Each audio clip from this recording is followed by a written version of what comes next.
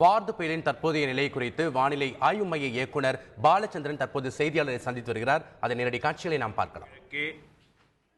180 kilometre தூரத்தில் நிலை கொண்டுள்ளது. இது தொடர்ந்து மேற்கு திசை நகர்ந்து இன்று மதியம் சென்னைக்கு அருகே கரையை கடக்கக்கூடும்.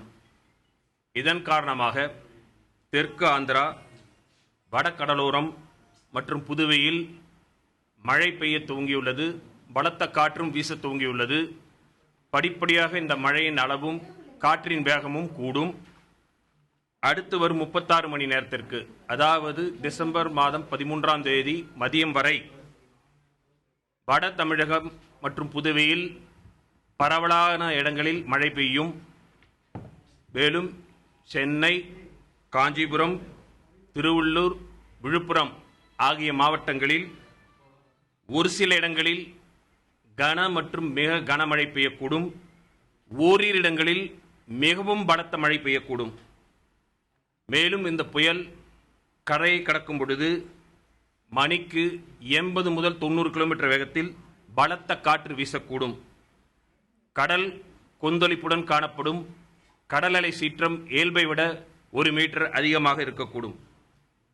மீனவர்கள் கடலுக்குள் செல்ல வேண்டாம் என்று கேட்டுக்கொள்ளப்படுகிறார்கள். மேலும் இந்த புயல் கரையை கடந்த பிறகு அடுத்து வருகின்ற 12 மணி நேரத்திற்கு கடலோர மாவட்டங்களான திருவள்ளூர், சென்னை, காஞ்சிபுரம், விழுப்புரம், புதுச்சேரி ஆகிய மாவட்டங்களில் புயல் கரையை கடந்த பிறகு பலத்த காற்றானது மணிக்கு 55 முதல் 65 கிலோமீட்டர் வேகத்தில் வீசும். மழையும் கன மற்றும் மிக கனமழை பெய்யக்கூடும்.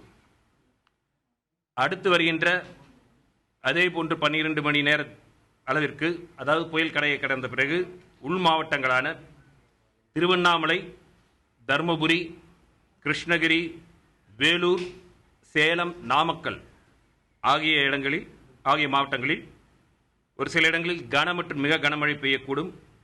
காற்றானது மணிக்கு 40 முதல் 50 கிலோமீட்டர் வேகத்தில் வீசும்.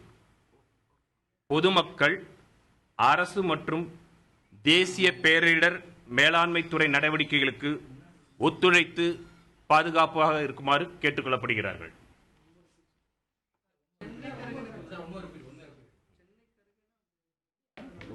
அடுத்தடுத்து வந்துகிட்டே இருக்கு. ஸ்லோவாக தான் சிஸ்டம் நடந்துட்டு இருக்கு. It takes time. Slowly it will time. 180 kilometre east of Chennai.